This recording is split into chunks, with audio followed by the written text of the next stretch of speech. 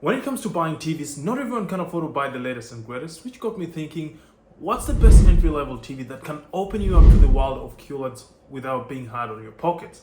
Buckle up and let's go for the ride.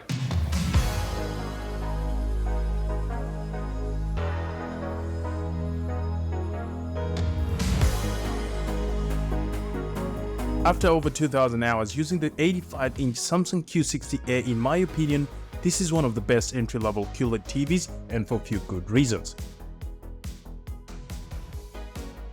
Starting off with the design, it's sleek and minimal just like most Samsung TVs from 2021 onwards, with those thin black bezels. Majority of the chassis is made out of plastic, but it's held up so well after over 2,000 hours of use. Its black bezels wrap around the TV, then we've got this little bump up with the Samsung logo engraved on it. The thin profile carries on uniformly from the top all the way down, but there's a slight curvature to accommodate all the internals. Speaking of internals, they allow you to enjoy some of the features through the I/O at the back of the TV, and I'll quickly give you a rundown of what you get. And just a disclaimer, since the TV is already mounted at the wall, I'll give you some sweet b-roll to take you through the components at the back. Inside the little compartment at the back, at the very bottom you've got the cable TV connector. Moving up, you've got the HDMI 1, HDMI 2 ERC, commonly known as Enhanced Audio Return Channel, which allows you to send audio from your AVR or soundbar. Next up are the LAN cable port, USB 1 and 2, then just a tad bit to the right of the I/O compartment, you get the digital optical audio out and HDMI 3, and the power cable port close to the middle of the TV.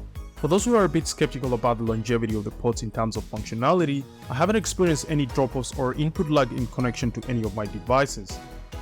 We've also got these struts to help with a bit of cable management, and that gives it a clean look. Speaking of a clean look, whilst it looks good with the 2 feet which sit towards the middle of the TV, I prefer it wall mounted since it takes a lot less space and looks sleeker. Moving on to the home screen, the Q60A runs on a somewhat scaled down version of Screen O.S that has few animations compared to that of the Q60B and the models above it, but still has a good number of features and functionalities whilst being smooth and amazingly responsive. There are plenty of apps in Samsung's App Store, and like mentioned earlier, they run quite smoothly. Speaking of the App Store, you can download as many as you want in Samsung's app catalog, and you also get Samsung Channel Plus, which provides you with tons of free-to-air channels. For those who don't want to pay for cable TV, this would be a lifesaver. Out of the box, you get the usual suspects when it comes to apps, which include the likes of YouTube, Netflix, Amazon Prime, and for those in Australia, apps like 9 News, 7 News, among many others. As for the user interface, the layout is good, and I do like the idea of bringing up trending or recommended shows. You also get to enjoy some of the features we've grown accustomed to in the form of voice assistants like Amazon Alexa, Google Assistant, Bixby, although my preference is Google Assistant. Speaking of preferences, I know it's everyone's preference to have the best picture settings when enjoying your favorite movie on movie nights, so let's take a deep dive into dialing it into the ideal settings. As expected of a VA panel, the Q60A has excellent contrast, so you get to enjoy those inky blacks in a dark room. However, it doesn't have a local dimming feature to improve the black levels further, but for the average consumer this wouldn't even be noticeable. In case you don't know what a VA panel is, it stands for vertical alignment, and it's a type of LED panel technology that is characterized as having the best contrast and image depth among the other main types of display panels. The one on the Q60A is edge-lit and runs at 60 Hz.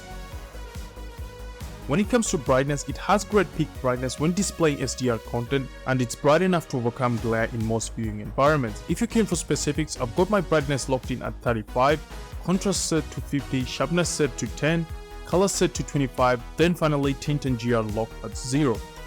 For the apply picture settings, I've got it on all sources. Then when it comes to picture clarity settings, I prefer it on auto, as this automatically recognizes fast moving objects on the screen, and the backlight behind the object is adjusted accordingly. Having it in custom means you'll have to adjust the backlight manually, and chances are you won't be able to get the backlighting right in most scenarios. Dialing in further, I found movie mode to be the best when consuming content because of the depth and contrast you get whilst watching movies, and to put that into perspective, here's a comparison with other modes. Starting with the comparison between standard and movie mode, you can't help but notice how the image appears flat and with no color depth, whereas in movie mode, the contrast and color depth look amazing. Comparing filmmaker mode to movie mode, off the bat you'd expect filmmaker mode to do better given that a lot of emphasis is put on color accuracy, contrast, image depth, etc. when doing films, but in my opinion it's not quite nailing it, and just like in standard mode, the image appears flat with no color depth, and switching to movie mode, you can see it looks a lot better. In saying that, while perception is subjective, these are the settings I found to work best for me, and you can always tweak them to your liking. With the settings dialed in, we might as well talk about the viewing angles, and this is one of the areas the Q60A struggles with. In as much as we'd want the luxury of viewing your TVs from any angle, as you start to step off to the side, you slowly start to lose the details, and by the time you're completely edged on one side, the image quality is heavily washed out. At best, the viewing angles are subpar, which is expected of VA panels, unlike the Neo QLEDs or OLEDs, which have an almost infinite viewing angle with little to no compromise. In saying that, this wouldn't be that big of an issue for the average consumer, and when you factor in the price for what you're getting, it's a no-brainer. When it comes to bunning, 2000 plus hours of use is long enough to give you guys my insights, but before we get into it, for those who don't know what bunning is, this is what happens when an image leaves a mark on the screen regardless of what you're watching or doing. Luckily for me, I haven't experienced any bunning over the time I've used this TV, but for those who have, a probable cause would be leaving a fixed image on your screen for an extended period of time. For example, gaming user interfaces. The good news is though, OLED TVs are the most affected by bunning. Let me know in the comment section if anyone has experienced bunning. Another area where the Q60A struggles is gaming and motion handling, even though it's got exceptionally low input lag. A solution for this would be the use of motion interpolation to make lower frame rate games appear smoother, but this increases latency significantly and I wouldn't recommend. To get the lowest input lag, enable game mode, and to use motion interpolation, turn on game motion plus and set jitter reduction to max. Another caveat would be the fact that it doesn't have HDMI 2.1 and only supports up to 4K 60Hz on both the Xbox Series X and PS5 means we miss out on the immersive gaming experience, but then again, for the average consumer, this wouldn't be that big of an issue. When it comes to motion handling, despite having an okay response time, there's blur on fast moving objects, which again isn't ideal for gaming. It's not all dark and gloom on the gaming front though. The auto low latency mode, which automatically turns the TV into gaming mode when a gaming system is detected, has been an absolute joy to use.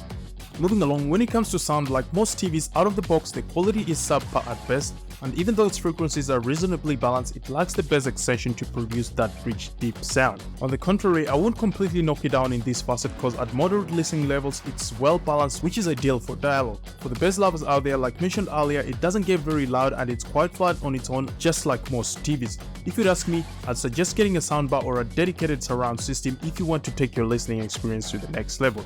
For context, this is how it sounds without the soundbar, and this is how it sounds with the soundbar. Let me know what you think in the comment section. As for the remote control, it has an internal battery that you can charge via the solar panel on the back of the remote or through the USB-C port at the bottom. Moving along, we still get a built-in microphone for voice control, and you can choose your preferred digital assistant between Bixby, Alexa or Google. When it comes to commands, most of them work. For instance, you could ask your voice assistant to start up an app, change some settings, for example volume, brightness, or ask for general info like the weather. Hey Google, will you please open up Netflix?